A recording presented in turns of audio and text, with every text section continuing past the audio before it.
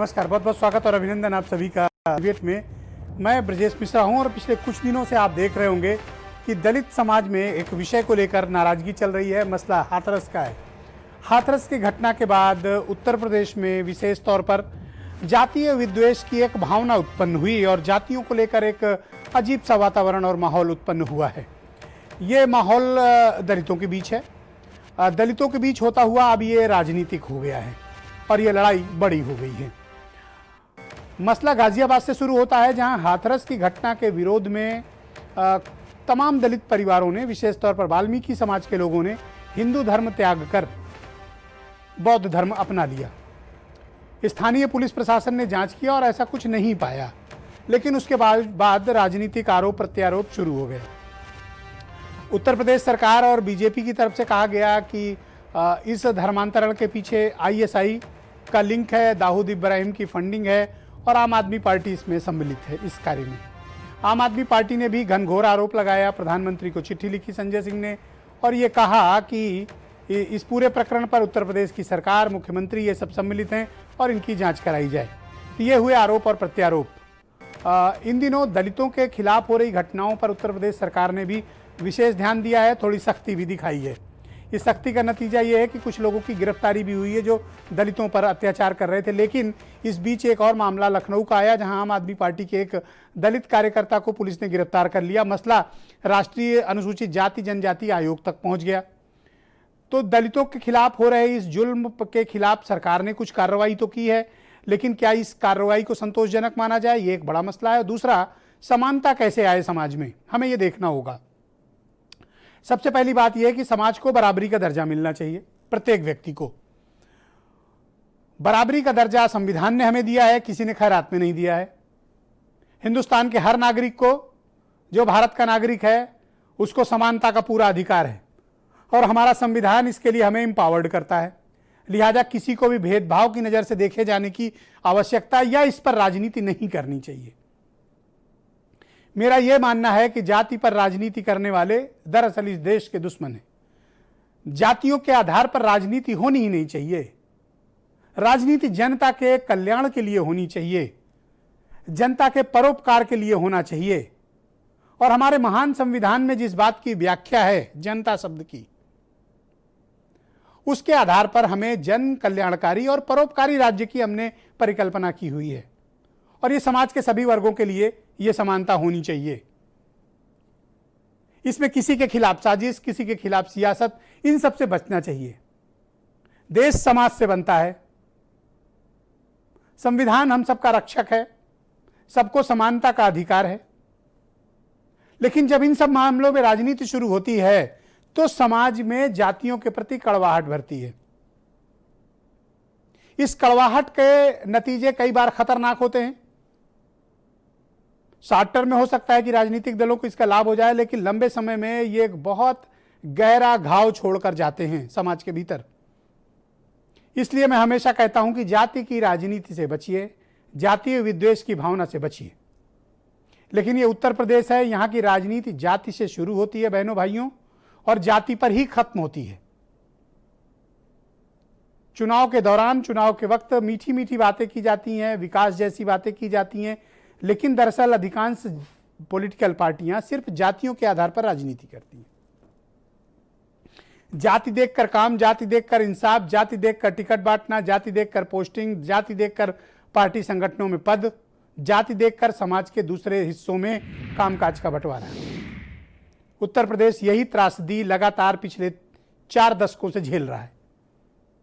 4 दशकों में जाति की राजनीति ने उत्तर प्रदेश को यहां से यहां तक पहुंचा दिया।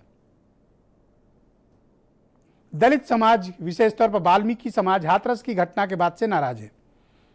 यूपी सरकार उन्हें मनाने की कोशिश कर रही है, लेकिन बात बन नहीं रही है, बात बिगड़ रही है। ऐसे में सबको आगे आकर समाज में इस प्रकार का जो एक विद्वेष की भावना, ये खत्म हो। हम सबको इसके लिए सम्मिलित प्रयास किए जाने चाहिए। किसी को आईएसआई का, किसी को दाऊद का, किसी को पीएफआई का, ये सब बातें कहने से, बिना किसी सबूत के अगर ये बातें कही जा रही हैं तो इनसे बचना चाहिए, क्योंकि दलितों की भावनाएं इससे आहत होती हैं, इस प्रकार के आरोपों से, अगर वो अनर्गल हैं तो। सरकार का कहना है कि दलितों पर किसी भी प्रकार के अत्याचार को बर्दाश्त नहीं किया जाएगा। उन्नाव में आज कार्रवाई हुई है, गाजियाबाद में भी कार्रवाई हुई है, कई और जगहों पर कार्रवाई हुई है। लेकिन आम आदमी पार्टी लगातार ये आरोप लगाती आ रही है, सबूतों के साथ आरोप लगा रही है कि दलितों के साथ अत्याचार हो रहा है। क्या इस बात में कोई सच्चाई है? इस बात में कितना दम है? और दूसरी बात यह है कि क्या इस प्रकार की राजनीति उत्तर प्रदेश को किस रास्ते पर ले जाएगी? दलितों के बीच क्या किसी प्रकार की नाराजगी है? और ये मैं मानता हूं कि अगर समाज के किसी एक वर्ग में किसी बात विशेष को लेकर नाराजगी है तो ये सरकार का भी कर्तव्य बनता है, सभी राजनीतिक दलों का कर्तव्य बनता है कि उनकी शिकायतों का निराकरण करें, उनके बीच जाइए, उनकी बात सुनिए, उनकी तकलीफ सुनिए, आखिर वो ऐसा क्यों कर रहे हैं, या दलितों पर कोई जुल्म हो रहा है तो उसको प्रायोरिटी बेसिस पे रिजॉल्व किया जाना चाहिए। समाज के अंतिम पायदान यानी अंत्योदय, समाज के अंतिम पायदान पे खड़े व्यक्ति को अगर कोई नाराजगी है, उसकी कोई ग्रीवियंस है, सुनिए उसको, उसका निस्तारण करिए। आज हम इसी विषय पर डिबेट करने वाले हैं कि हम समानता का किस प्रकार लाएं। दलित भाइयों के साथ अगर कोई अत्याचार हो रहा है तो सरकारों का क्या कर्तव्य है, क्या करना चाहिए और क्या वो कर रही हैं। हाथरस की घटना के बाद जो माहौल उत्तर प्रदेश में निर्मित हुआ है, उस माहौल में जातीय विद्वेष इतना क्यों बढ़ रहा है, ये जातीय विद्वेष कैसे खत्म हो, हमें इन सब के बारे में एक कठोर और गंभीर पहल करने की आवश्यकता है। क्योंकि अगर एक समाज के रूप में हम एक मुट्ठी में अगर रहेंगे तो हमारी एकता है, अगर हम बिखरेंगे तो इसका लाभ दूसरे लोग लेंगे। हमें एकता की जरूरत है, लेकिन सबको इज्जत मिले, सबको सम्मान मिले और सबको न्याय मिले। न्याय मिले तो न्याय होते दिखना भी चाहिए। सरकारें जन कल्याणकारी कार्यों के लिए बनी हैं, परोपकार के लिए बनी हुई हैं। सरकारों का भी कर्तव्य है कि वो निष्पक्ष हैं तो निष्पक्ष दिखती प्रतीत भी हों, दिखाई दे। और अगर कोई नाराज है तो उसकी नाराजगी दूर होनी चाहिए, वो मसले सामने आने चाहिए, बताया जाना चाहिए। लेकिन जातियों की सियासत से उत्तर प्रदेश को निकालना आज की अनिवार्यता है। मैं कहता हूं बिहार से हमें सीखने की जरूरत है। बिहार में इन दिनों चल रही राजनीति से सीखने की जरूरत है। वहां हिंदू मुसलमान का मसला नहीं चल रहा, वहां अगड़ा पिछड़ा का मुद्दा नहीं चल रहा, वहां जातियों का चुनाव नहीं हो रहा। वहां इस बार विकास के नाम पर चुनाव हो रहा है, रोजगार के नाम पर चुनाव हो रहा है, जॉब्स के नाम पर चुनाव हो रहा है, शिक्षा के नाम पर चुनाव हो रहा है। जनता अभी तक, आज की डेट तक चुनाव इन्हीं मुद्दों पर बिहार में है। तो हम अपने प्रदेश को भी तो बदल सकते हैं ना, उत्तर प्रदेश को, जो देश का सबसे बड़ा राज्य है। वो कब बदलेगा? जब सबको समानता के आधार पर न्याय मिलेगा, इंसाफ मिलेगा, बराबरी से देखा जाएगा। तो कुछ बयान सुनिए, फिर आज एक बड़ी डिबेट को आगे बढ़ाते हैं। भंगी बोलता है, कोई दलित बोलता है, कोई हरिजन बोलता है। जब हिंदू होते हुए भी हमारे साथ अत्याचार हो रहा है तो हम कैसे बर्दाश्त करेंगे? आपको धर्म परिवर्तन करने की जरूरत नहीं है, हम जान की बाजी लगा के आपके साथ खड़े हैं। सरकार को इस पे ध्यान देना चाहिए। इसका मतलब सरकार की कानून व्यवस्था पूरी तरह से ध्वस्त हो चुकी है। कोई धर्म परिवर्तन कर रहा है और कोई विधानसभा के सामने आकर अपने आप को आग लगाकर खत्म कर रहा है। ये सब चिंताजनक बातें हैं। खलील और उस्मान को गिरफ्तार कर आज जेल रवाना किया जा रहा है। इस मुकदमे अपराध संख्या से नामित अन्य मुलजिमों की जल्द से जल्द गिरफ्तारी कर प्रयास किए जा रहे हैं। तुर्कों ने मार के भगाया कि भंगियों के बाल भी नहीं कटेंगे। एफआईआर दर्ज होगी, किसी ने कंप्लेन करा होगा तो उसकी वो जांच करती है और फिर कानून अपना काम करता है।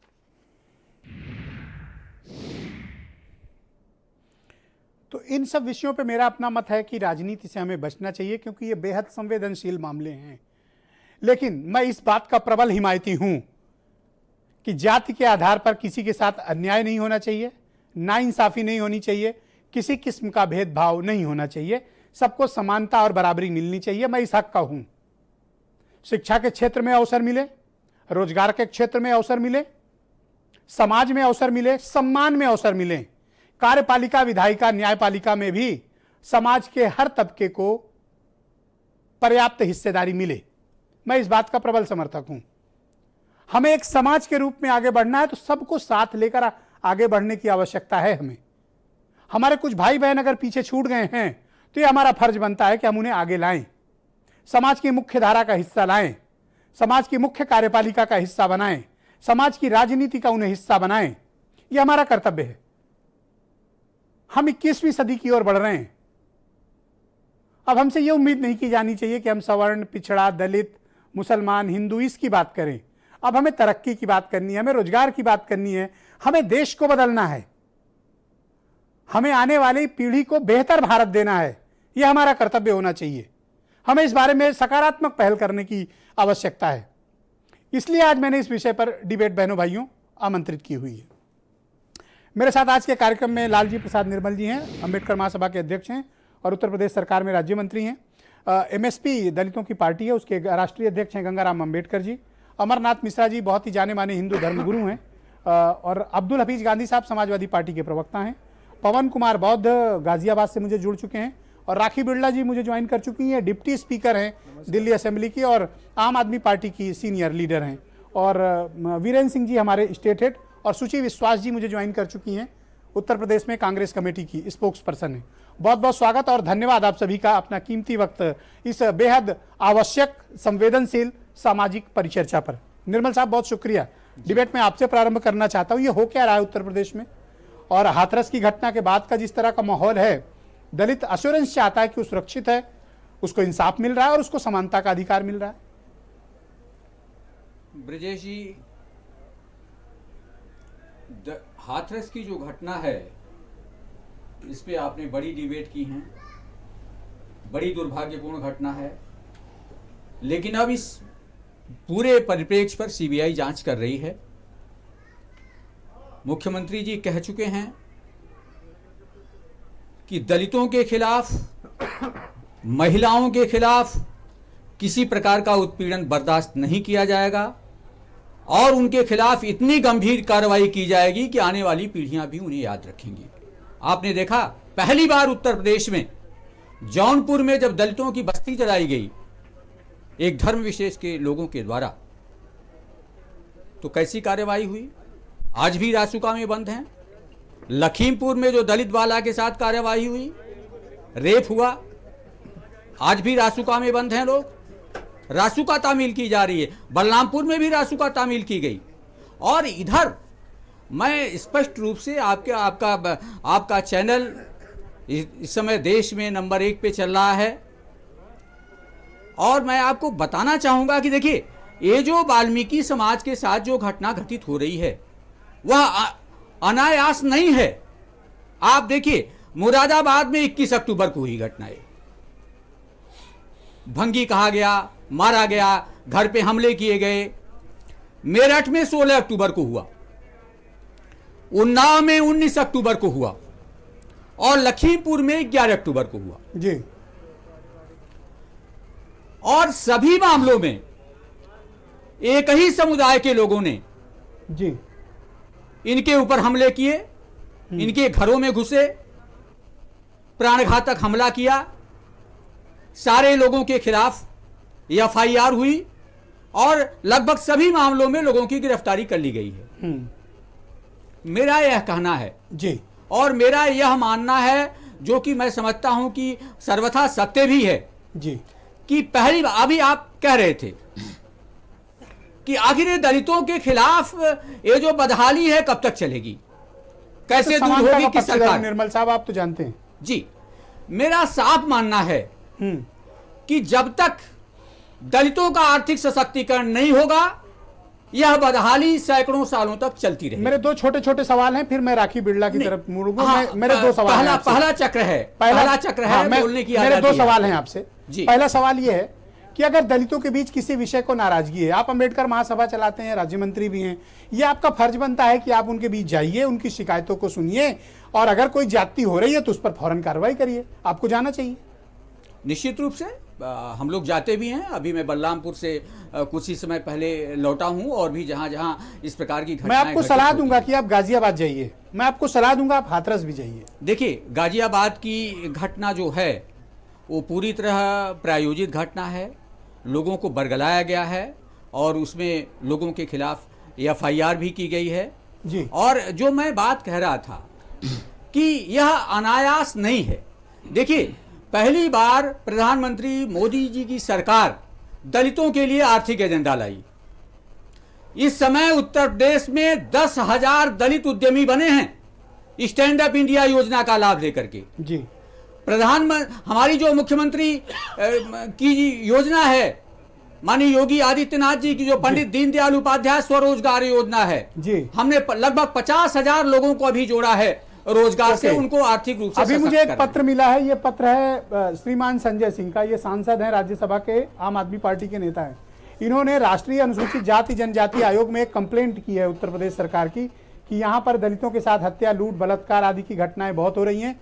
डीजीपी, कमिश्नर पुलिस और Lucknow police ADG law and order की इन्होंने लिखित कंप्लेंट की है। जी देखिए, मैं पहले ही कह चुका हूं कि क्या आम आदमी पार्टी राजनीति कर रही है या भड़का रही दलितों को? नहीं, आम आदमी पार्टी उत्तर प्रदेश में अपना पैर जमाने की कोशिश कर रही है और दलितों को चारा बना रही है। आप देख रहे हैं कि जातीय दंगे की कराने की साजिश थी। ये जो वाल्मीकि समाज के साथ ये सब जो 5-6 लगातार घटनाएं हुई हैं, पर वो तो कह रहे हैं आप लोग दंगा कराना चाहते हैं। नहीं, देखिए अब यह साफ हो चुका है। अनायास इतनी घटनाएं, अनायास इतनी घटनाएं कैसे घटित हो गई? और सरकार हर मामलों में कार्रवाई कर रही है, चाहे जो भी घटना रही हो उस पर तत्परता से कार्रवाई हो रही है। ये प्रथम चरण है। और मेरे साथ आज बहुत ही प्रोमिनेंट गेस्ट हैं, दिल्ली विधानसभा की डिप्टी स्पीकर और आम आदमी पार्टी की सीनियर लीडर राखी बिरला मेरे साथ दिल्ली से जुड़ चुकी हैं। राखी जी, बहुत स्वागत और बहुत धन्यवाद कि आपने अपना वक्त इस बेहद महत्वपूर्ण सामाजिक परिचर्चा के लिए निकाला। आपने लालजी प्रसाद निर्मल जी की बात सुनी, इन्होंने सरकार का और बीजेपी का पक्ष रखा। मैं जानना चाहता हूं कि तमाम तरीके के आरोप लग रहे हैं आपकी पार्टी पर कि आप उत्तर प्रदेश में दंगा कराना चाहते हैं और आपके इशारे पर ही गाजियाबाद में सारा कुछ ये धर्म परिवर्तन हुआ और आईएसआई का लिंक है, दाऊद इब्राहिम का लिंक है। मैं चाहता हूं कि आप इस विषय पर अपना पक्ष रखें। देखिए ब्रिजेश जी, सबसे पहले बहुत बहुत नमस्कार। और मुझे अभी अपने साथी की बात सुनकर बहुत हंसी आ रही है और मैं इनसे एक सवाल पूछना चाहती हूँ कि यूपी के अंदर क्या आम आदमी पार्टी की सरकार है? यूपी का पुलिस बल क्या आम आदमी पार्टी के नियंत्रण में है? यूपी का प्रशासन क्या आम आदमी पार्टी देख रहा है? यूपी के अंदर जो पूरी की पूरी सरकार चल रही है और सरकार के अंदर किस प्रकार के काले कारनामे महिलाओं से लेकर, बच्चों से लेकर, बुजुर्गों से लेकर, दलितों से लेकर आम अन्य जातियों के ऊपर जिस तरह से अत्याचार हो रहे हैं, उसके लिए कौन जिम्मेदार है? आम आदमी पार्टी जिम्मेदार है, जिसकी दिल्ली में सरकार है। जो अभी इन्होंने अपने ही बातों में बोला कि पैर जमाना चाहते हैं, हम अगर पैर जमाना चाहते तो तुम तो सरकार में हो। सरकार में मुख्यमंत्री तुम्हारा, गृह मंत्री तुम्हारा, महिला मंत्री तुम्हारी, विधायक तुम्हारा, सांसद तुम्हारा, तुम लोग कर क्या रहे हो? पुलिस प्रशासन तुम्हारा। पुलिस प्रशासन जब विपक्ष आवाज उठाता है, हाथरस में दलित जो बच्ची के साथ घटना घटती है उसको न्याय दिलाने के लिए, उसकी आवाज बुलंद करने के लिए, तो विपक्ष को मारा जाता है, सर फोड़ा जाता है, लाठी चार्ज की जाती है, 14 एफआईआर दर्ज कर दी जाती है। लेकिन जब ये इस तरह का जंगल राज, गुंडा राज यूपी के अंदर आ जाए तो आप अन्य पॉलिटिकल पार्टियों के ऊपर जो है ठीकरा फोड़ देते हैं। और अगर इन भाजपाइयों से, योगी जी से यूपी का शासन नहीं चल रहा तो इस्तीफा क्यों नहीं देते हैं? तो आपको ऐसा क्यों लगता है कि उत्तर प्रदेश की सरकार में दलितों को इंसाफ नहीं मिल रहा? आपको ऐसा क्यों लगता है? ऐसी फीलिंग आपको क्यों आई राखी जी? ये बहुत ही मैं पहले अपनी एक बात कंप्लीट कर लूं, फिर दूसरा जवाब देती हूँ। ये बेहद हास्यास्पद बात है कि मुख्यमंत्री और खुद मंत्री रहते हुए ये ऐसी बात कर रहे हैं कि एक पार्टी जो पैर जमाना चाहती है और वही दंगे जो है प्रायोजित कर रही है, दंगों को भड़का रही है। तो तुम लोग क्या कर रहे हो भाई? तुम लोग सो रहे हो, तुम्हारी सरकार सो रही है, तुम्हारा प्रशासन सो रहा है, सीबीआई तुम्हारी, ईडी तुम्हारी, पुलिस प्रशासन तुम्हारा, सारे बल प्रयोग तुम्हारे पास है। आप जांच कराइए और आरोपी को सजा दिलाइए। लेकिन इस तरह से नेशनल टीवी पर बैठकर लोगों को बरगलाने का काम और झूठ राखी बिरला जी, नेक्स्ट क्वेश्चन। भाजपा के लोग ही कर सकते हैं और इस देश में नेक्स्ट क्वेश्चन, आपको ऐसा क्यों प्रतीत होता है कि उत्तर प्रदेश में दलितों को इंसाफ नहीं मिल रहा? आपको इसके क्या सबूत हैं आपके पास? सर, सबूत निश्चित तौर पर तमाम तरीके से, अगर आप हाथरस की घटना पर ही अगर हम लोग विचार करें जी, तो आप देखिए बच्ची का बलात्कार होता है, बलात्कार के 10 दिन तक बलात्कार की एफआईआर दर्ज नहीं होती है। बच्ची को इतनी गंभीर चोटें आई होती है, जीभ काट दी जाती है, हाथ पैर तोड़ दिए जाते हैं, कमर की हड्डी, गर्दन की हड्डी तोड़ दी जाती है, मरणासन के अंदर बच्ची होती है, लेकिन फिर भी बड़े अस्पताल के अंदर बच्ची को ले जाया नहीं जाता है।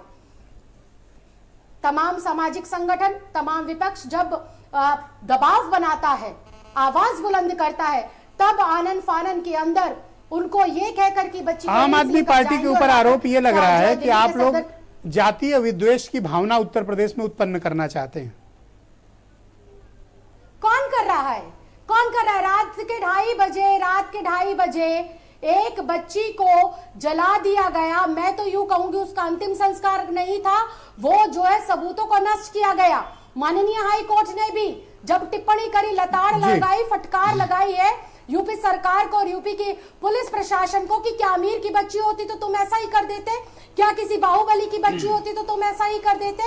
दलितों को जो है निरंतर निशाना बनाया जा रहा है, जाति पूछकर जो है हमले किए जा रहे हैं, पुलिस बल का प्रयोग किया जा रहा है, पुलिस का गलत इस्तेमाल किया जा रहा है, और फिर भी ये जो है यूपी पुलिस कह रही है कि हम दलितों के ऊपर अत्याचार नहीं करेंगे। शर्म आनी चाहिए और योगी जी को इस्तीफा देना चाहिए तुरंत। मैं सीधे आपको गाजियाबाद मैं पूरा समय दूंगा। निर्मल साहब, आप मुझ पर भरोसा रखें। पवन कुमार बौद्ध जी मेरे साथ जुड़ चुके हैं गाजियाबाद। ये धर्म परिवर्तन इन्होंने किया है। इसके पहले ये डिबेट में मेरे साथ पवन कुमार वाल्मीकि लिखते थे, अब ये पवन कुमार बौद्ध हो गए। भाई आप ये बताइए पवन जी कि आपने धर्म परिवर्तन क्यों किया, आपको इसके पीछे कारण क्या है? सबसे पहले तो जय भीम सबको जी। सर, धर्म परिवर्तन हमने इसलिए किया है कि दलितों के ऊपर अत्याचार बहुत ज्यादा हो चुके हैं। हेलो, हाँ बोलने में सुन रहा हूं। जी मैं सुन रहा हूँ, बोलें सर। दलितों के ऊपर अत्याचार ज्यादा हो चुके हैं और सबसे पहले बहुत हाथरस का देख लीजिए आप, धारा 144 का उल्लंघन खुद ही कर रहे हैं और देश की चाबी है हम, तन भी देते हैं, मन भी देते हैं, धन भी देते हैं। और जी डीएम साहब ने जो ऐसी हरकत की है वो शर्मनाक है। किसी के लॉ एंड ऑर्डर के बिना, लेकिन आरोप लग रहा है कि आप लोगों ने दाऊद इब्राहिम से पैसे लिए हैं, आईएसआई पाकिस्तान वालों से पैसे लेके धर्म बदला है, ये बीजेपी वाले आरोप। मैं तो ये बोलना चाह रहा हूं जी, अगर हमने ये जी देखो जी, जो दलित अपनी आवाज उठाता है उसके ऊपर इल्जाम लगेंगे ही। मैं ये पूछना चाहता हूं कि किसी ने मुझे दाऊद इब्राहिम के साथ अभी तक देखा है?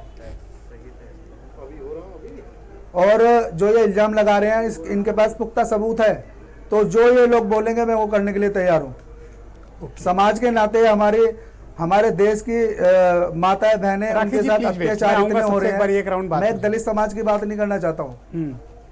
ओके, ऑलराइट जी, मैं पूरे अपने देश के, मैं समझ गया आपकी बात। मैं गंगाराम अम्बेडकर जी के विषय में बात करना चाहता हूँ। जी, ओके, गंगाराम अम्बेडकर जी, क्या आपको ऐसा क्यों लगता है कि उत्तर प्रदेश में दलितों के साथ कोई नाइंसाफी हो रही? सरकार का कहना है कि हम तो बहुत कार्रवाई कर रहे हैं, फिर ये नाराजगी की बात। पहले तो मैं आपको शुक्रिया अदा करता हूँ, भारत समाचार का शुक्रिया अदा करता हूँ कि आप मजलूमों की आवाज़ बनकर के कम से कम ज्वलंत मुद्दों पर आप डिबेट बैठाते हैं और इस मुद्दे को आम जनमानस तक, देश के तमाम कोनों तक ले जाने का काम करते हैं। इसके लिए बहुत बहुत शुक्रिया अदा करता हूँ। जहाँ तक सवाल उठता है कि जब जाति देखकर इंसाफ होता है, जाति देख करके मंदिरों में प्रवेश नहीं होने दिया जाता है। अभी 6 महीने पहले आपने गाजियाबाद के ही प्रकरण पे डिबेट बैठाई थी, जब वाल्मीकि समाज के लोगों को मंदिर पे नहीं घुसने दिया गया था, तो आपके भारत समाचार के इस डिबेट में मैं भी हिस्सा बना था जी। तो जब इस तरह की गतिविधि पूरे देश में, पूरे प्रदेश में चरम पर है और अनुसूचित जात के लोगों के साथ जानवर जैसा बर्ताव हो रहा है, उनके साथ इंसाफ नहीं हो रहा है, तो अनुसूचित जात के लोगों को बाबा साहब अम्बेडकर की वो बात पुरानी याद आती है कि उन्होंने 14 अक्टूबर 1956 को कहा था कि मैं हिंदू धर्म में पैदा हुआ, ये मेरे बस की बात नहीं थी, लेकिन मैं हिंदू धर्म में मरूंगा नहीं, ये मेरे बस में है। और अगर आपको इंसान की तरह जिंदगी जीना है और इंसान के साथ अपने पैरों पर खड़ा होना है, तो उस धर्म को त्याग देना चाहिए जिस धर्म में इंसान की तरह जीने का अधिकार नहीं मिलता। अगर कोई नाराजगी है, कोई शिकायत है, तो मिल बैठकर उस पर बात हो सकती है ना, इतना बड़ा स्टेप लेने की क्या आवश्यकता है? देखिए, जब लगातार जाति के आधार पर शोषण हो रहा है, अभी माननीय निर्मल जी ने बिंदुवार अवगत कराया कि मेरठ में फला दिन, मुरादाबाद में फला दिन, एक ही समुदाय के लोग ये इस तरह की हरकत कर रहे हैं, तो इसका मतलब कि माननीय मुख्यमंत्री जी की बिरादरी के लोग बेलगाम हो चुके हैं, वो कानून को हाथ में उठा चुके हैं और माननीय मुख्यमंत्री जी अपनी बिरादरी को कंट्रोल नहीं कर पाए। अरे आप कह रहे हैं कि आप ही कह रहे हैं आक्रमण किए हैं, आप ही कह रहे हैं कि एक ही समुदाय के लोगों ने इस तरह के ये घटनाओं को अंजाम दिया है। एक एक करके तो इसका मतलब है, इसका मतलब है कि कुछ जातियों के लोग, अनुसूचित जात के लोगों का लगातार शोषण कर रहे हैं, उत्पीड़न कर रहे हैं, पर उसका परिणाम धर्म परिवर्तन नहीं होना चाहिए। जाति धर्म आड़े नहीं आ रहा, डिबेट अध्ययन करके आया करिए, धर्म आड़े नहीं आ रहा। गंगाराम जी जाति के पास सारी एफआईआर रखी हुई है। आपको जब कुछ नहीं मिलता तो पाकिस्तान चले जाते हैं, इस्लाम चले जाते हैं। इनको अपनी बात कह लेंगे, जाति के आधार पर है। पहला राउंड है, सब अपनी बात। शोषण तो प्रदेश के अंदर जाति के आधार पर है। जाति के आधार पर इंसाफ नहीं मिल रहा है, जाति के आधार पर हमारी बहन बेटियों की इज्जत आबरू लुट रही है, जाति के आधार पर हमें मंदिर में नहीं घुसने दिया जा रहा है, पर जाति के आधार पर हमें घोड़े में नहीं चढ़ने दिया जा रहा है, जाति के आधार पर हमारे व्यक्ति को जूते में पेशाब पिला दी जा रही है, जाति के आधार पर निर्मल जी आप ही की पार्टी की विधायिका मनीषा अनुरागी को मंदिर में नहीं घुसने दिया जा रहा है, जाति के आधार पर माननीय राष्ट्रपति जी को समाजवादी पार्टी के प्रवक्ता अब्दुल हफीज गांधी साहब, हमें कहाँ हिंदू धर्म में सम्मान मिल रहा है? Thank you Gangaram ji. Okay Gandhi ji, मैं आपसे समझना चाहता हूं कि क्या दलितों के साथ कोई जुल्म ज्यादती हो रही है क्या? पहला तो ये विषय है। दूसरा, एक अजीब सा माहौल और वातावरण उत्तर प्रदेश में इन दिनों बन रहा है जो मुझे थोड़ा सा खटक रहा है, मुझे ठीक नहीं लग रहा है। देखिए ब्रजेश जी, मैं आपको बताऊं कि एक रिपोर्ट आई है पिछले दिनों जिसमें यह कहा गया है कि एससी समाज के खिलाफ जितनी जास्तियां होती हैं, अत्याचार होते हैं, उसका 25% उत्तर प्रदेश के अंदर हो रहा है। और अगर पिछले साल से आप कंपेयर करेंगे तो 7.3% जो है एट्रोसिटीज, अत्याचार, उत्पीड़न दलितों के खिलाफ उत्तर प्रदेश के अंदर बढ़ा है। तो जो आंकड़े अभी निर्मल जी गिना रहे थे, मुझे पता नहीं कहां से गिना रहे थे, जब अत्याचार बढ़ रहा है, उत्पीड़न बढ़ रहा है, एट्रोसिटीज दलितों के खिलाफ बढ़ रही हैं, और यही कुछ जो है देखने को मिल रहा है महिला उत्पीड़न के मामलों में भी। तो महिलाओं के खिलाफ भी जो है रेप जैसी घटनाएं, किडनैपिंग जैसी घटनाएं उत्तर प्रदेश के अंदर बढ़ रही हैं। और एक तरफ मुख्यमंत्री जी अपनी पीठ थपथपाते और कहते हैं कि या तो अपराधी जेल में है या अपराधी भयभीत है। तो जब ये अपराधी के साथ ये सारी चीजें हैं, तो क्या ये सारी चीजें भारतीय जनता पार्टी के कार्यकर्ता कर रहे हैं, या इनके मंत्री कर रहे हैं, या इनके भारतीय जनता पार्टी के मेंबर्स कर रहे हैं? तो मैं सीधा सीधा कहना चाहता हूं कि आज उत्तर प्रदेश के अंदर जाति के नाम पर जो है भेदभाव हो रहा है, और ये सरकार कर रही है, और ये हम नहीं कह रहे हैं, ये इनके विधायक कह रहे हैं। क्यों कर रही है? कारण क्या है? अग्रवाल जी ने बोला कारण क्या है? कारण क्या है? चल रही है, कौन लोग सरकार? गांधी जी, कारण क्या है? देखिए, कारण सीधा सीधा है कि समाज के अंदर भेदभाव है, सोशल स्ट्रक्चर जो है हमारे समाज का इस तरह से बटा हुआ है। सुची विश्वास जी को स्क्रीन पे लाया जाए। सुची विश्वास जी कांग्रेस की राजनीति के अंदर उत्तर प्रदेश की बहुत ही जानी मानी प्रवक्ता हैं। Okay, thank you Gandhi ji. Gandhi ji, thank you. भावना मिटानी होगी और संविधान प्रदत्त जो प्रावधान है वो हमें अपनाने होंगे। Thank you. ओके सुची जी, इन दिनों आप देख रहे होंगे कि उत्तर प्रदेश के माहौल में जाति की राजनीति बहुत हो रही है, और विशेष तौर पर हाथरस की घटना के बाद एक हम कास्ट डिवीजन देख रहे हैं सोसाइटी में। ये बात मैं शुरू से कह रहा हूं, मुझे थोड़ी खटक रही है, ठीक नहीं लग रही है। हमें इससे किस तरह से बचना चाहिए, और क्या आपको लगता है कि उत्तर प्रदेश में दलितों के साथ कोई ज्यादती हो रही है? देखिए, 70 सालों से जो जहरीली विचारधारा गोडसे को साथ लेके चल रही थी, अब वो संसद में प्रज्ञा ठाकुर के रूप में मौजूद है। उसी का जो सांप्रदायिकता में इजाफा हुआ है, जो कि फॉसिस्ट ताकतें पावर में है, न केवल दलित या अनुसूचित, चाहे आप महिला की बात करें, किसान या नौजवान। उत्तर प्रदेश के मुख्यमंत्री हालांकि भाजपा के स्टार प्रचारक हैं, पोस्टर बॉय हैं, भले ही अपने प्रदेश में आग रहे लेकिन हर चुनाव में वो मौजूद रहते हैं। तो वो एक ऐसा फेस है जो उस आइडियोलॉजी, आइडिया मीन्स कॉन्सेप्ट है जो उनका इंडिया का, वो यही कॉन्सेप्ट है। अगर बात लव जिहाद की होती, घर वापसी की होती, तो उनका रवैया दूसरा होता। अभी जो उदाहरण हमारे साथी भाई ने दिए, मैं उसे देख तो नहीं सकती, लेकिन जो सिस्टम जिस तरह गवर्न हो रहा है, तो आप अधर्मी कहें, कुकर्मी कहें, लेकिन हर मोर्चे पर ये सरकार फेल है, और उसी को हम देख रहे हैं। और इस कदर नफरत के बीज बो दिए हैं, और साफ साफ उनकी संलिप्तता और सहभागिता चाहे वो शासन प्रशासन के सहयोग के रूप में, चाहे डीएमएसपी के रूप में, चाहे उनके मतलब साथी कार्यकर्ता और उनकी पार्टी के लोगों के रूप में जी। तो एक मतलब एक सोशल डिटॉक्स की नीड हो गई है। एक ऐसी अजीबोगरीब स्थिति देश के अंदर पैदा हो गई है कि ना तो हम जीडीपी पे बात कर पा रहे हैं, ना इकोनॉमी पे, ना एम्प्लॉयमेंट पे, ना सिस्टम पे, बस पोलराइजेशन और उसी के हम लोग साइड इफेक्ट्स और फीडबैक को फेस कर रहे हैं। पोलराइजेशन से अब हम एक जाति की राजनीति की तरफ फिर लौट रहे हैं और एक शर्मनाक स्टेज है। Okay, alright. मैंने बहुत ही जाने माने हिंदू धर्म गुरु हैं अमरनाथ मिश्रा जी, पंडित अमरनाथ मिश्रा जी, इनको भी आमंत्रित किया है। अमरनाथ जी, धन्यवाद आपका। आपने देखा होगा कि गाजियाबाद में पिछले दिनों हाथरस की घटना से दुखी होकर तमाम वाल्मीकि समाज के लोगों ने बौद्ध धर्म अपनाया, आपका धर्म छोड़ा उन्होंने। आपको बुरा लगा, दुख हुआ? देखिए ब्रजेश जी, बुद्धम शरणम गच्छामि का जो संदेश है ये ब्राह्मणों ने दिया था और बौद्ध भगवान भी हमारे हैं। बौद्ध धर्म भी एक विचार है, विचारधारा है और उसका सम्मान हम लोग भी करते हैं। और जो ये धर्म परिवर्तन कर रहे हैं कि हम हिंदू से हम बौद्ध चले जाएंगे, तो वो क्या हिंदू नहीं रहेंगे? बौद्ध धर्म को मानने वाले भी हिंदू ही हैं। आपने बौद्ध धर्म स्वीकार किया, आपको बहुत धन्यवाद। मगर भारत के संविधान ने जो आप अधिकार दिया है, आप धर्म परिवर्तन मत करिए। अगर आपके ऊपर अत्याचार हो रहा है तो आप सत्ता परिवर्तन करिए। लाखों लाख कश्मीरी ब्राह्मणों के ऊपर अत्याचार हुआ कश्मीर में, किसी ब्राह्मण ने धर्म परिवर्तन किया हो तो आप बताइए? कहीं ऐसा नहीं होता। बौद्ध धर्म भी हमारा है। ये आपकी विचारधारा है कि आप सनातन धर्म की विचारधारा के साथ चलेंगे या बौद्ध धर्म की विचारधारा के साथ चलेंगे। इसमें हम इस बौद्ध धर्म को बिल्कुल अपने से अलग नहीं मानते हैं। दूसरी चीज, जितनी यहाँ पे हिंसाएं हो रही हैं, जाति हिंसा जितनी भी हो रही हैं, चाहे वो दलित समाज पे हो रही हो, चाहे ब्राह्मणों पे हो रही हो, चाहे यादव लोगों पे हो रही हो, ये बहुत ही निंदनीय है। कुछ दिन पहले प्रधानमंत्री जी ने कहा था रोहित वेमुला के मामले में कि इन लोगों को, दलितों को मत मारो, हमें मार दो। हमको तो लगता है कि इस देश के प्रधानमंत्री की बात लोग सुन ही नहीं रहे कि देश का प्रधानमंत्री ये कह रहा है कि हमें मारो, इनको मत मारो, उसके बाद भी अत्याचार हो रहा है। या ब्राह्मण फैक्टर भी बीच में कैसे घुसा दिए? भाई देखिए, अत्याचार तो सबके ऊपर हो रहा है। क्या ब्राह्मण नहीं मारे गए? कौन से ब्राह्मण ने धर्म परिवर्तन किया? कश्मीर से लेकर आप उत्तर प्रदेश तक देख लीजिए, आप ही क्या डिबेट चल रही है। धर्म परिवर्तन करने से हमें कोई लाभ मिलने वाला नहीं है।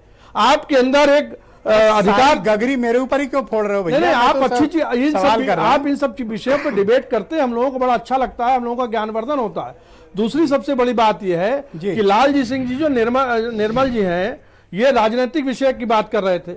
जितने भी आरक्षण प्राप्त दलित आईएएस आईपीएस अधिकारी अफसर भारत सरकार या उत्तर प्रदेश सरकार में मौजूद हैं, वो इन चीजों पे क्यों नहीं बोल रहे हैं? भारत के राष्ट्रपति इन सब चीजों पे क्यों नहीं बोल रहे हैं?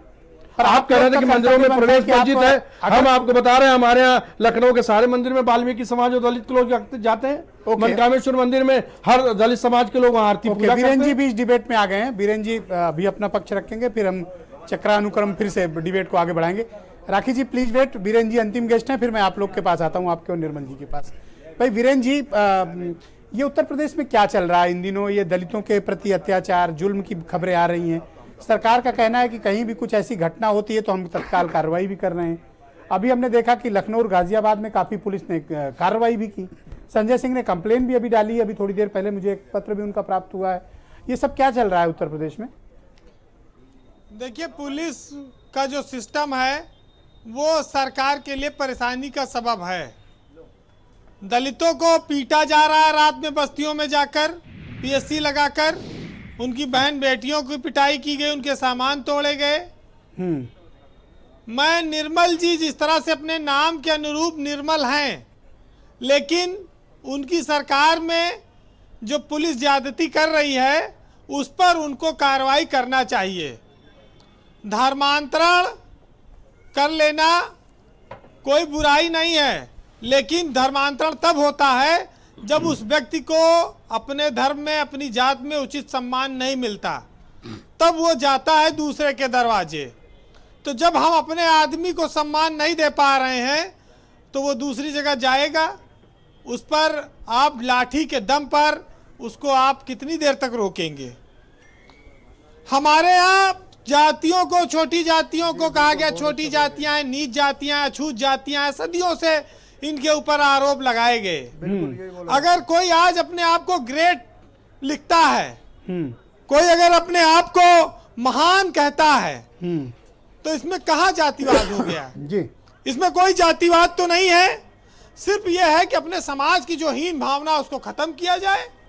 हर जाति का, हर व्यक्ति का सम्मान है। अच्छा, जात पात का तो वैसे हमारे किसी धर्म में ये सब बातें कही नहीं गई हैं, लेकिन हम तब भी छुआछूत सदियों में भी रहा है। मंदिर में न घुसो, इनको न छुआ, उनका छुआ खाना न पियो, पानी न पियो। पर ये दलित भाई नाराज क्यों हैं उत्तर प्रदेश में, कारण क्या है वीरेंद्र जी?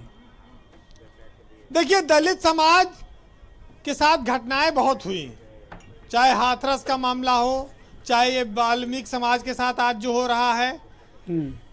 पुलिस के दम पर गरीबों को फंसाने का, कमजोरों का शोषण होता रहेगा तो ये समाज नाराज होगा।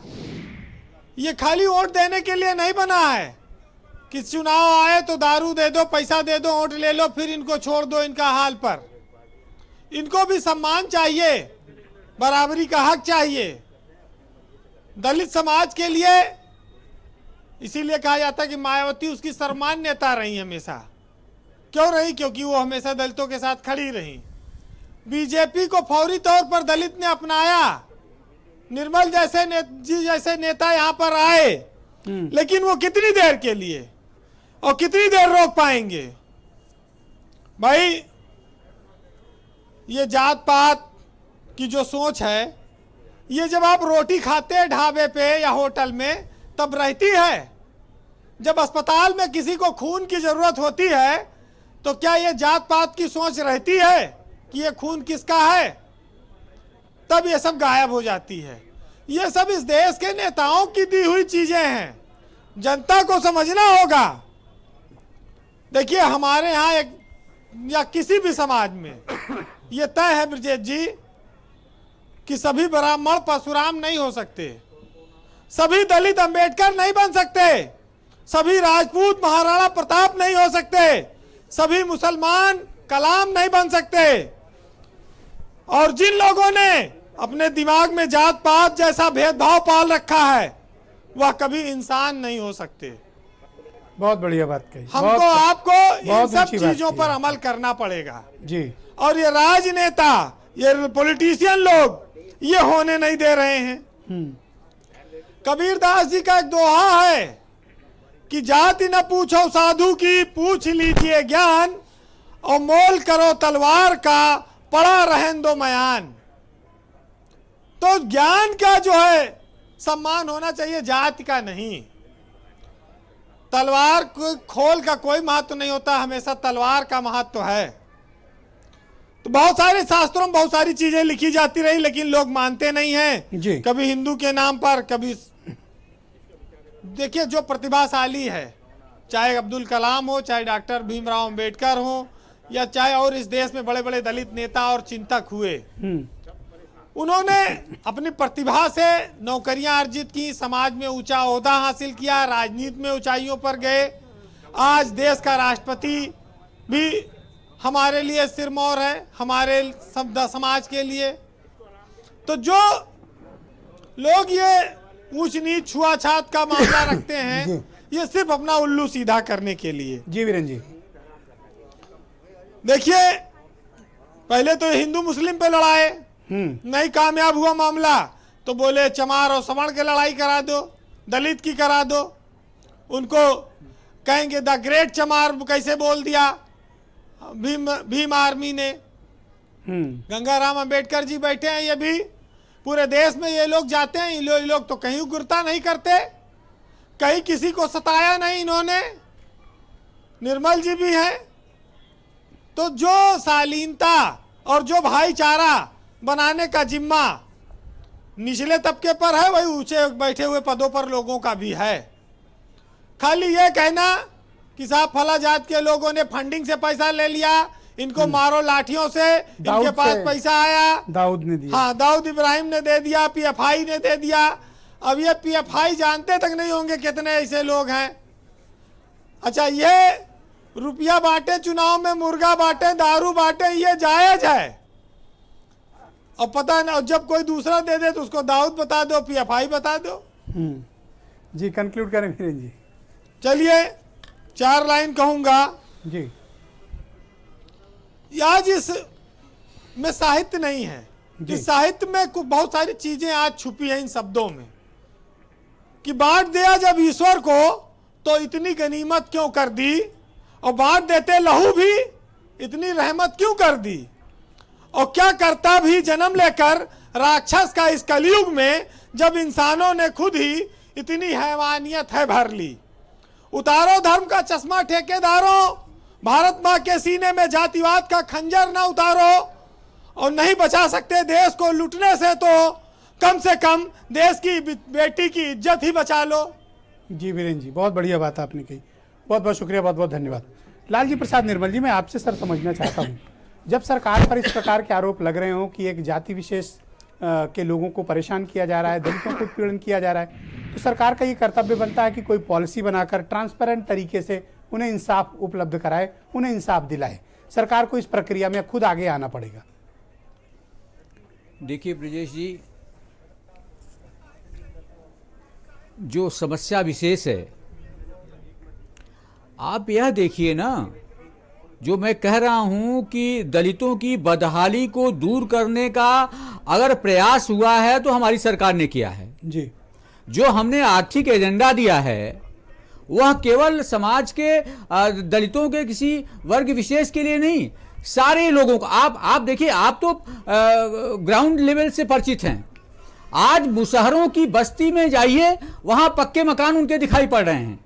आज घर घर में ये शौचालय किसके पास नहीं था ब्रजेश जी? वे दलित ही तो थे। किसके पास कच्चे मकान झोपड़ियां थी? वे दलित ही तो थे। किनके घरों में बिजली के लट्टू नहीं थे? वे दलित ही तो थे।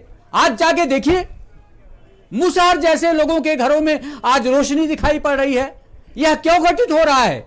इसलिए कि यह सरकार चाहती है, ईमानदारी से चाहती है कि दलितों का आर्थिक रूप से सशक्तिकरण हो।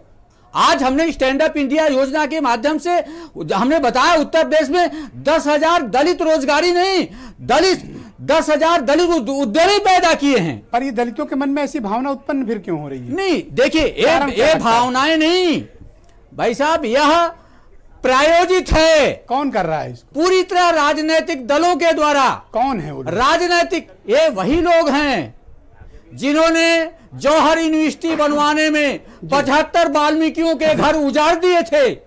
ये वही लोग हैं जो पार्लियामेंट में आरक्षण का बिल सरेआम फड़वा दिया था। ये वही लोग हैं जिन्होंने revenue code bill Uttar Pradesh में लागू करके दलितों को सरकारी जमीन में जो पट्टे में प्राथमिकता मिलती थी उसको खत्म कर दिया था। ये वही लोग हैं जो जाति हिंसा कराना चाहते हैं, जाति हिंसा कराना चाहते हैं। और सुनिए एक बात और ब्रजेश जी, कंप्लीट करें सर। आपने कहा ये जातिवादी तत्व हैं। ये किसको कह रहे हो आप? पार्टी का राष्ट्रीय संरक्षक भी जाति विशेष का, पार्टी का राष्ट्रीय अध्यक्ष भी जाति विशेष का, पार्टी का राष्ट्रीय महामंत्री भी जाति विशेष का, निर्मल भी जाति विशेष दलित भाइयों के बारे में वही लोग हैं। वही लोग हैं। राखी बिरला जी को स्क्रीन पे लाया जाए। राखी जी, आपने बात सुनी निर्मल साहब की। निर्मल साहब जिम्मेदार नेता हैं, अम्बेडकर महासभा भी चलाते हैं, राज्य मंत्री भी हैं सरकार में। ये कह रहे हैं कि दलितों के घर चमन हो गए, उनका जीवन उत्तर प्रदेश में बदल गया है और वो बहुत खुशहाल हैं, और आप लोग उनमें जाति विद्वेष पैदा करना चाहते हैं। जी ब्रजेश जी, देखिए, मुझे बेहद दुख भी हो रहा है इनके शब्दों को सुनकर, और हंसी भी आ रही है कि किस प्रकार से एक पार्टी विशेष की चाटुकारिता करने के लिए इनको ना अपनी बेटियों की इज्जत और असमत दिखाई दे रही है, ना अपनी माओं के आंसू दिखाई दे रहे हैं, और ना बेटों की इज्जत और दुख दिखाई दे रहा है। मैं चंद शब्दों के अंदर और चंद समय के अंदर अपनी वक्तव्य को रखूंगी। नेशनल क्राइम ब्यूरो की रिपोर्ट जो हर साल पेश होती है ब्रजेश जी, आप लोगों ने भी देखा होगा और हम लोग भी निरंतर देखते हैं, इसके अंदर अगर 50% से ज़्यादा, या यूं कहें कि 80 और 100% का डिफरेंस अगर दलितों के ऊपर अत्याचार का है, तो वो आंकड़ा सबसे ज़्यादा देश में जो भाजपा शासित राज्य सरकारें हैं उनमें से निकल कर आएगा। और यूपी पिछले दिनों में इसमें अव्वल दर्जे पर आया है। ये बेहद दुखद है। ये निर्मल जी को दिखाई नहीं देगा। निर्मल जी पूरी दुनिया घूमेंगे, निर्मल जी पूरे देश की बात करेंगे, निर्मल जी तमाम चीजों की बात करेंगे, लेकिन निर्मल जी और उनके मुख्यमंत्री जिसनों से लेकर हाथरस की दूरी नहीं तय की जाएगी, उस बेटी का घर नहीं देखा जाएगा, उस बेटी के माँ बाप के आंसू नहीं देखे जाएंगे और उस बेटी की किस तरह से असमत लूटी गई और किस प्रकार से सबूतों को नष्ट करते हुए रात के 2 बजे 2:30 बजे उसको पेट्रोल डालकर जला दिया गया, वो निर्मल जी को नहीं दिखाई देगा क्योंकि राज्य मंत्री का दर्जा जो प्राप्त है वो कुर्सी इन्हें कुछ देखने नहीं देगी, वो रुतबा इन्हें कुछ देखने नहीं देगा, वो राजनीतिक चाटुकारिता ने इनकी आंखों के ऊपर काली पट्टी बांध दी है। दुखद है ये कि नेशनल क्राइम ब्यूरो की रिपोर्ट खुद पर क्या ये आवश्यक है? आज संजय सिंह ने एक आपत्तिजनक बयान दिया है, उन्होंने एक बेहद आपत्तिजनक बात कही। उन्होंने कहा कि उत्तर प्रदेश की सरकार या बीजेपी यूपी में जातीय झगड़ा कराना चाहते हैं, दंगा कराना चाहते हैं। 6% बनाम 94%। What do you mean by 6% बनाम 94%?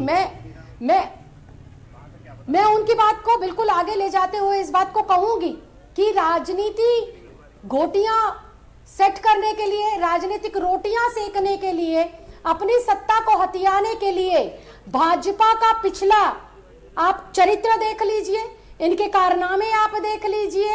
ये चाहते हैं कि 94% लोगों को 6% लोगों के साथ लड़ाया जाए, 6% कौन है? फैलाई जाए, जातीय दंगे फैलाए जाए, ये 6% किसको आप कह रही हैं? भाजपा को राजनीतिक फायदा पहुंच सके। मैं ब्रिजेश जी बड़े दुख के साथ इस बात को कहती हूं कि इन्होंने आज जो आरोप लगाया दलित समाज के लोगों के ऊपर कि इन्होंने पैसे लेकर धर्म परिवर्तन कर लिया, हम लोगों को इन्होंने आतंकी बता दिया, हम लोगों को इन भाजपाइयों ने आईएसआई का एजेंट बता दिया। मैं आपके चैनल के माध्यम से मुख्यमंत्री योगी आदित्यनाथ को ये चैलेंज देती हूं, दलित समाज की बेटी होने के नाते, वाल्मीकि समाज की बेटी होने के नाते, इस भारतवर्ष की बेटी होने के नाते, कि अगर भाजपा के पास पुख्ता सबूत हैं कि पैसे लेकर आईएसआई के एजेंट बनकर धर्म परिवर्तन हुआ है तो वो नेशनल टेलीविजन के ऊपर इन सबूतों को पेश करे। नहीं तो योगी आदित्यनाथ जो सरकार चलाने में पूर्ण रूप से असफल हैं, वो अपना thank you madam, thank you all right, thank you. अगर वो सबूत देते हैं पवन कुमार बौद्ध, आप लोग क्यों धर्म परिवर्तन पर आमादा हैं या कर रहे हैं जबकि बैठकर बातचीत हो सकती है? कहूंगी कि ये जो भाजपा के लोग हैं, भाजपा के जो ये लोग हैं, इन्होंने बाबा साहब भीमराव अंबेडकर का अपमान किया है, उनके वंशजों का अपमान किया है, पूरे दलित समाज का अपमान किया है। थैंक यू भारत देश ओके पवन ने जितना सम्मान बाबा साहब डॉक्टर अंबेडकर को दिया है, थैंक यू कृपया इन दोनों की आवाजें बंद करिए। पवन कुमार बौद्ध जी, आप मुझे बताइए कि आपको क्या शिकायत किस बात को लेकर है? Rakhi ji thank you. Okay Pavan go ahead. हमारी शिकायत जी ये है कि मैं राखी जी प्लीज शांत हो जाइए। Rakhi ji please. Yes Pavan go ahead please. सनातन धर्म जो है जी, मैं कहना चाहता हूँ सनातन धर्म जो है वो जातिवाद करना सिखाता है क्या? जो हमारे साथ हिंदू मुस्लिम लड़ाई हो जाए तो हम हिंदू हैं, हिंदू भाइयों से अगर लड़ाई हो जाए, उनसे हिंदू मुस्लिम अगर हो जाए तो हम हिंदू हैं, अगर हिंदू हमारे आपस में लड़ाई हो जाए तो हम दलित हैं। ये सनातन धर्म सिखाता है क्या? सनातन धर्म ये नहीं सिखाता है। क्या आप खाली राजनीतिक एजेंडा चला रहे हैं, आप खाली मीडिया की टीआरपी लेने के लिए आपने धर्म परिवर्तन किया है। बिल्कुल आपने मीडिया का ध्यान आकर्षित करने के लिए धर्म परिवर्तन किया है। आप गलत बात कह रहे हैं। सनातन धर्म कहीं ये सब चीजें नहीं सिखाता है। लेके बोल रहे हैं खाली आप धर्म परिवर्तन आपने इसलिए किया, आप मीडिया में आने के लिए किया है आपने। मेरी बात, आप क्या बौद्ध धर्म के लोगों के ऊपर अत्याचार नहीं होता है? सिखाता है कि आप गलत भाषा का प्रयोग कर रहे हैं, कर सकता है। आप गलत भाषा का प्रयोग कर रहे हैं। हिंदू मुसलमान का दंगा होगा तो हिंदू है। आप होते कौन है? आप कौन होते हैं? सनातन धर्म को बदनाम करने वाले आप कौन है? किसी ने आपको किसने पैसे दिए सनातन धर्म को बदनाम करने के लिए? संविधान आपको पैसे दिए गए सनातन धर्म को बदनाम करने के लिए? देता है। हम अपनी मर्जी से धर्म परिवर्तन कर रहे हैं। मर्जी से क्या? तो सनातन धर्म को क्यों बदनाम कर रहे हो? आप सबूत लाइए। तो तुम सबूत लाओ। सनातन धर्म कब तुमसे कहा? तुम्हारे ऊपर कौन सा अत्याचार किया? आपके पास सबूत है? आप ऐसे किस तरह से दलितों के लोगों से सबूत पेश कीजिए उसको। बाबा भीमराव अंबेडकर के लोगों को अत्याचार हो रहे हैं। आप कहाँ जाते हैं? बीजेपी सरकार में अत्याचार हो रहे हैं। बिल्कुल सही बात कह रहे हैं, बिल्कुल सही बात कह रहे हैं। सबूत आप खाली मीडिया में होने के लिए आपने धर्म परिवर्तन किया है। क्या बौद्ध होने के बाद क्या आपके ऊपर अत्याचार नहीं होगा? बौद्धों पे अत्याचार नहीं हो रहा है? सबूत है। अफगानिस्तान में तालिबान के लोगों ने बौद्ध के पुतलों को गोली चलाई थी, हिंदुओं ने यहाँ से निंदा की थी। आप गलत भाषा बोल रहे हैं। अरे पंडित जी बोलने दो, पवन को बोलने दो। आपके पास सबूत है? आपके पास क्या सबूत है कि सनातन धर्म की वजह से आपने धर्म परिवर्तन किया? आप इस बात का सबूत दीजिए। हमारे पास सबूत है। हमें सनातन धर्म, हमें जो है सनातन धर्म से कोई वो नहीं है, वो भी हिंदू धर्म है। मैं हिंदू धर्म के विषय में कुछ बोलना नहीं चाहता, क्योंकि अरे तो क्या बौद्ध होने के बाद हिंदू नहीं रहेंगे क्या? धर्म के ऊपर अरे आप बौद्ध धर्म ग्रहण करने के बाद आप हिंदू रहेंगे? पंडित जी सुनिए मेरी बात। हिंदू मेरी धर्म बात नहीं नहीं, कोई बिल्कुल आप गलत भाषा गलत बात कर रहे हैं। बौद्ध धर्म बौद्ध एक परंपरा है, बौद्ध एक विचारधारा है, भगवान बुद्ध भी है। उत्तम शरणम गच्छामि का ये मंत्र ब्राह्मणों ने दिया। ओके, आपको क्या मालूम है? ओके, शांत हो जाइए, शांत हो जाइए पंडित जी, शांत होइए। ओके, गंगाराम अम्बेडकर जी, क्या धर्म परिवर्तन ही अंतिम समाधान है और कोई रास्ता नहीं? देखिए, दुनिया के जिन धर्मों ने बौद्ध धर्म को स्वीकार किया वो विकसित देश हो गए हैं, और जिन लोगों ने भारत के अंदर बौद्ध धर्म स्वीकार किया है वो लोग तरक्की की रास्ते पर हैं। उनका सामाजिक स्तर बढ़ा हुआ है, उनके अंदर आत्मसम्मान बढ़ा है, उनके अंदर सेल्फ रिस्पेक्ट पैदा हुआ है, और वो अपने आप में अपने पैरों पर खड़ा होने का प्रयास। भगवान बुद्ध किस धरती पे जन्म लिया?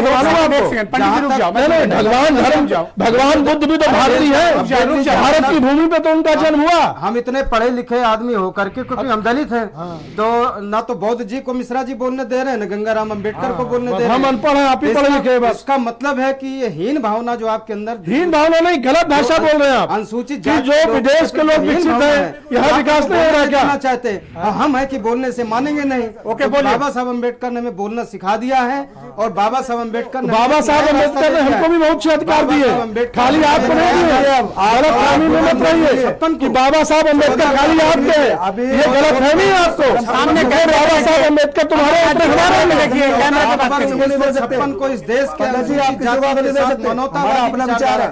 थैंक यू बाबा साहब अम्बेडकर।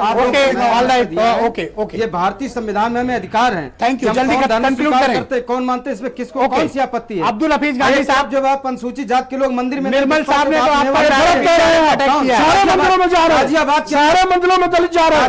व्यास जी दलित थे, वाल्मीकि जी को सुपंच महर्षि की उपाधि ब्राह्मणों ने दी है। गाजियाबाद गलत कह रहे हैं, सब जगह दलित जा रहे हैं, सारे देश में दलित मंदिरों के अंदर जा रहे हैं। गलत बोलते हैं, ये एजेंडा चला रहे हैं आप, ये सनातन धर्म के खिलाफ आप एजेंडा चला रहे हैं, बदनाम कर रहे हैं आप सनातन धर्म को। आप बदनाम कर रहे हैं सब बातें। आप ये बैठे गांधी साहब आप मुझे बताइए, लालजी प्रसाद निर्मल ने इनडायरेक्ट अटैक मारा है आप पे,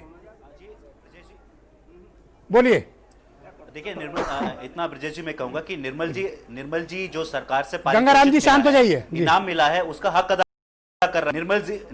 निर्मल जी की जुबान जब नहीं खुलती है, जब हाथरस की पीड़िता को रात को जो है पेट्रोल डाल के जला दिया जाता है, इनकी जुबान तब नहीं खुलेगी। गोंडा में जो है 3 दलित बेटियों को तेजाब डाल दिया गया, तब इनकी जुबान नहीं खुलेगी। मैंने कहा कि पिछले साल के मुकाबले 7.3% जो है दलितों पे एट्रोसिटीज बढ़ी है, इनकी जुबान नहीं खुलेगी। ये एक पार्टी की चाटुकारिता कर रहे हैं, एक पार्टी के हक में जो है बोल रहे हैं, ये दलितों के हक में नहीं बोल रहे हैं। इन्होंने सारी उम्र हो सकता है दलितों के हक में बोलने के लिए लगाई है, लेकिन जब से सरकार ने इनको इनाम दिया है, जब से सरकार ने इनको पारितोषिक दिया है, तब से इनकी जुबान बंद हो गई है। मैं कहना चाहूंगा निर्मल जी से कि जिस पार्टी की आप बात करते हैं, कितना लोकतंत्र है इसके अंदर। आज पूरी की पूरी भारतीय जनता पार्टी मोदी जी और अमित शाह में सिमट कर रह गई है। क्या निर्मल जी में हिम्मत है कि इनके खिलाफ बोल सके?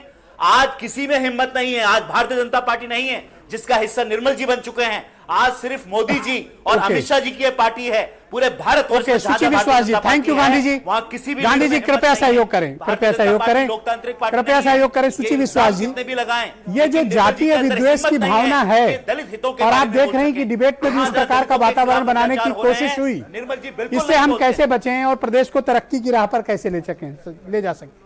सुची जी, देखिए, जब कॉन्स्टिट्यूशन ने हमको इक्वलिटी का राइट दिया है तो वो सबसे सुप्रीम है। जितना लिटरेसी लेवल हाई होगा, क्योंकि बात ब्राह्मण, क्षत्रिय, वैश्य, शूद्र या कैथोलिक, प्रोटेस्टेंट्स, कुर्द, शिया, सुन्नी, नाजीज, यहूदीज, अगर हम ग्लोबली या नेशनली इंटरनेशनली किसी भी स्टैंडर्ड्स पर जाकर देखें तो देखिए सॉलिड सिस्टम जिसको आप फॉलो करते हैं, अगर इंडिविजुअली आपको प्रैक्टिस करने के अलाउ करता है समथिंग वेरी पर्सनल, ठीक है, आपको जिसमें आस्था, लेकिन आप दूसरे पर उंगली नहीं उठा सकते। ये सत्ता परिवर्तन की आवश्यकता है, धर्म परिवर्तन की नहीं। ये मेरा मानना है कि सरकार फेल्योर है। सरकार लोगों को अगर आत्मसम्मान सुनिश्चित नहीं कर पा रही है, वो ब्राह्मण है, वो क्षत्रिय है, ये वो वैश्य है, वो शूद्र है, वो दलित है, तो एब्सोल्युटली ये सरकार का फेल्योर है। और वो सरकार जो हर छोटी सी छोटी बात में धर्म का एंगल लेके आती है, उसकी निगरानी में अगर जुल्म सितम होता है तो इससे ज्यादा गुनाह क्या है? निर्मल साहब 10 सेकंड, निर्मल साहब 10 सेकंड है आपके पास, गो अहेड। नैतिकता के आधार पर पदमुक्त होना चाहिए। Thank you. मैं कहना चाहूँगा हमारी राखी बिरला जी को, राखी बिरलान जी बहन हैं हमारी, बड़ी आदरणीय हैं, डिप्टी स्पीकर हैं। मैं उनको ये बताना चाहूँगा कि जो ये वाल्मीकि समाज है, जो सफाई समाज है, हम लोग एक लंबे अरसे से मैनुअल स्ट्रेंजर्स को लेकर के लड़ रहे हैं। और मैं आपको बता रहा हूं, डंके की चोट पे मैं कह रहा हूं। सर टाइम कम है, जल्दी रखो। नहीं, मैं बता रहा हूं आपको ब्रजेश जी, हाथ से मैला उठाने की प्रथा पर यदि इस देश में विराम लगा है तो उसके लिए अगर श्रेय जाता है तो प्रधानमंत्री Narendra Modi. Okay, Rakhi Birla ji go ahead. 10 second ma'am. Rakhi ji 10 second. देखिए ब्रजेश जी, मैं निर्मल जी को फिर कहना चाहती हूँ कि आप एक चाटुकारिता करते हुए एक पार्टी के दायरे के अंदर सिमट गए हैं, लेकिन आप जरा आंखें खोलकर एक बार देखिए तो सही, बहनों के साथ, बेटियों के साथ, बहुओं के साथ, युवाओं के साथ, बुजुर्गों के साथ एजेंडे से आप भटक गई, एजेंडे से भटक गई। देखिए यह एजेंडा से आप भटक गए। मैं आपको बताइए ना, ये सबसे बड़ी नारकीय प्रथा जो मुगलों ने शुरू की थी, उसको किसने खत्म किया? राजीव ने, नेहरू ने, किसने खत्म किया? आप बोले, कंटिन्यू। किसने खत्म किया? देश में उत्सव मनाना चाहिए। भाजपा का शुरू से ये चरित्र रहा है कि जो है लोगों को जातियों में बांट दो, धर्मों में बांट दो, मजहबों में बांट दो। धन्यवाद। हम यहाँ बैठकर किसी भी धर्म की आलोचना, हम यहाँ बैठकर किसी भी धर्म की आलोचना नहीं कर रहे हैं। हम किसी भी धर्म को ऊंचा और किसी बहुत बहुत धन्यवाद। मैं आप सबका बहुत आभार प्रकट करता हूँ। बहुत बहुत शुक्रिया। Time over now. Thank you, बहुत बहुत शुक्रिया। और आप सभी का भी बहुत बहुत धन्यवाद बहनों भाइयों, इस कार्यक्रम को देखने के लिए बहुत बहुत शुक्रिया। नमस्कार। आगे देखिए दिन भर दिल्ली। धन्यवाद, नमस्कार।